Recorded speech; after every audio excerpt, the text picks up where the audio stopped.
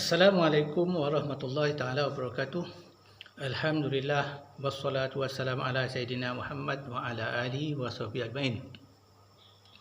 Rabbi shrahli sadri wa yassir amri wa hlul 'uqdatam min lisani yafqahu qawli. Subhanaka la ilma lana illa ma 'allamtana innaka antal alimul hakim.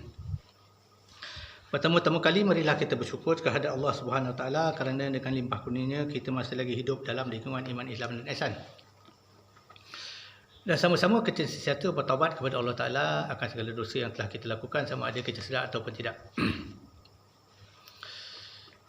Pada kali ini saya ingin menjabarkan atau menjelaskan secara ringkas dalam masa beberapa minit tentang apakah yang dimaksudkan dengan kaldai kitab. Kalimah kaldai kitab ini sangat viral sekarang. Digunakan oleh beberapa pihak yang mengatakan bahawa orang-orang yang mengaji kitab atau orang-orang yang mendalami ilmu Al-Quran itu adalah umpama kaldai yang menanggung kitab, yang tidak tahu apa-apa yang dibaca atau yang ditanggung.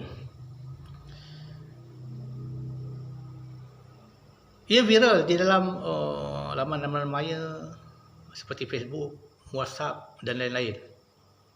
Dan satu contoh yang saya dapat daripada grup WhatsApp iaitu seperti kata-kata seorang yang menamakan dirinya Pak Hitam.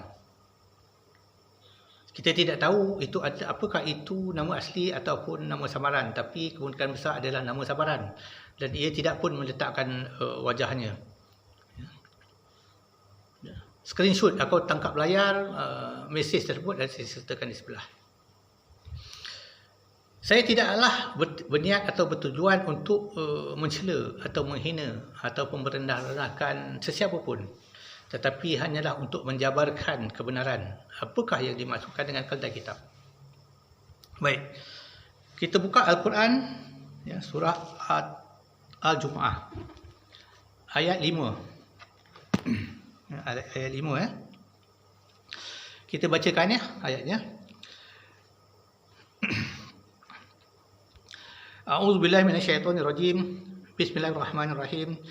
Masalul ladzina hummilut taurata tsumma lam yahmiluha kamasalil himari yahmilu asfara. Bi'sa masalul qaumil ladzina kazzabu biayatillah. Wallahu la yahdil qaumaz zalimin. Ya. Apa maksudnya? Maksudnya perumpamaan bagi orang-orang yang dipikulkan amanah dengan Taurat, kemudian mereka tidak memikulnya, adalah seperti kaldai yang memikul kitab-kitab yang tebal. Sangat buruk perumpamaan bagi kaum yang mendustakan ayat Allah dan Allah tidak memberi petunjuk kepada orang yang zalim. Maksudnya kaldai kitab ni umpama bagi orang-orang yang diamanahkan Taurat. Ayat ini mengatakan asbab nuzulnya kepada Yahudi. Mereka diamanahkan Taurat supaya mereka memahaminya, supaya mereka menyebarkan kepada umat. Jikalau pendeta ataupun ulama menyebarkan kepada umat, jikalau umat dia mengamalkannya, tetapi mereka tidak menjalankan perintah ini. Serupa jugalah jikalau seorang Islam itu hanya membaca Quran, hanya membaca kitab-kitab wasiat ataupun peninggalan ulama yang menjabarkan ilmu Quran, tetapi mereka tidak memahaminya. Mereka tidak bertalaki atau tidak bertanya kepada guru-guru yang benar apakah maksud yang dikatakan oleh ulama di dalam kitab mereka. Apakah maksud itu atau apakah maksud Quran yang dibaca. Itulah yang dimaksudkan orang-orang yang seperti kaldai kitab. Jikalau kita tengok kaldai, ia hanya tahu memikul barangan, dia tidak tahu apa-apa. Diperintah oleh tuannya berjalan, dia berjalan. Diperintah berhenti, dia berhenti. Bahkan jikalau tuan ini tidak ada, dia akan mengiringkan badannya membuang bebanan yang dipikul. Demikianlah juga orang-orang yang membaca Quran tetapi tidak memahami, tidak belajar, tidak bertalaki, tidak menuntut ilmu, hanya membaca sahaja. Itulah yang dimaksudkan dengan keldai kitab. Seperti orang Yahudi, orang Nasrani yang membaca kitab tetapi mengubah suai kitab tersebut hingga bercanggah dengan apa yang Allah Ta'ala firmankan pada asalnya. Sekarang ini istilah keldai kitab ini digunakan pakai oleh puak-puak zindik, puak-puak sesat yang mengatakan kitab ini, Al-Quran ini atau penjabaran ulama adalah ilmu-ilmu tertulis. Mereka tidak pakai Quran dan tidak pakai ilmu tertulis, kitab tertulis. Mereka mengatakan kitab yang sebenar ada dalam diri mereka. Mereka mengatakan mereka menggunakan kitab diri. Kita tidak tahu apakah yang dimaksud oleh mereka. Tetapi itulah yang sering dibirakan. Mereka mengatakan orang-orang yang mengaji kitab ini, yang bertalaki dengan ulama, yang memahami dengan betul apakah yang dimaksud oleh Al-Quran dan kitab-kitab wasiat ataupun peninggalan ulama, mereka mengatakan itulah orang keldai kitab. Mereka tidak akan mendapat ilmu daripada kitab, hanya bacaan semata-mata ataupun hanya akal semata-mata. Inilah dakwaan kaum-kaum zindik.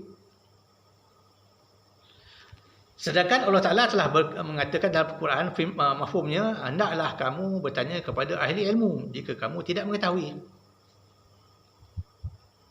Bertanya kepada tok-tok guru, bertanya kepada ulama, apakah maksud Quran? Dan kata ulama, barang siapa tidak berguru ataupun tidak belajar sesuatu ilmu, maka syaitanlah gurunya. Kerana apa? Kerana orang yang tidak menjadikan Al-Quran ataupun kitab ulama sebagai panduan, mereka hanya menggunakan akal mereka sendiri. Mereka hanya bersangka-sangka.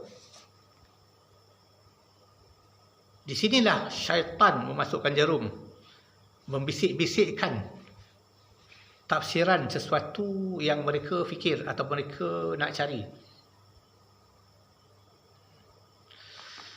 Jadi jelas ya.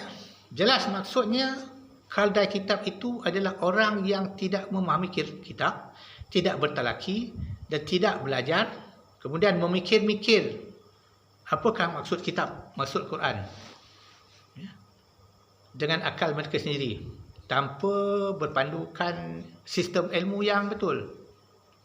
Itulah keldai kitab. Tetapi orang-orang yang ikhlas, yang belajar dengan tok guru, yang belajar ilmu untuk memahami Quran dan kitab-kitab ulama, itu bukanlah keldai kitab. Itu bukan. Mereka termasuk dalam golongan orang yang mengikut Quran, mengikut firman Allah, seperti Allah menyatakan mafhumnya, sesungguhnya inilah kitab Al-Quran yang menjadi petunjuk bagi mereka-mereka yang mahu bertakwa. Surah Al-Baqarah ayat kedua. Dan mereka mengikut firman Allah, bertanyalah kepada orang yang mengetahui jika kamu tidak tahu. Dan orang yang mengatakan mereka tidak menggunakan kitab yang zahir, kita tulis, mereka itulah tanpa prejudis, saya tegaskan, mereka itu puak-puak yang sesat, lagi menyesatkan. Maka hendaklah mereka sedar, mereka telah jauh menyeleweng daripada apa yang Nabi SAW khabarkan kepada kita. Tunjukkan kepada kita bagaimanakah untuk memahami Quran, bagaimanakah cara untuk mendapatkan ilmu yang benar. Kerana orang-orang yang mendapat ilmu tanpa belajar, itu dinamakan laduni. Tetapi bukanlah laduni itu datang kepada orang yang jahil, yang tidak mengetahui apa pun tentang disiplin ilmu. Kerana ilmu laduni itu datang dengan untuk memperluaskan, memperdalamkan sesuatu tajuk ataupun topik ilmu. Jadi tidak ada difaham dengan sebaik-baiknya tentang apakah yang dimaksudkan dengan kalda kitab ini. Semoga kita mendapat manfaat daripada apa yang saya jelaskan secara ringkas ini. Sekian dulu, wabillahi taufiq wal hidayah. Wassalamualaikum warahmatullahi wabarakatuh.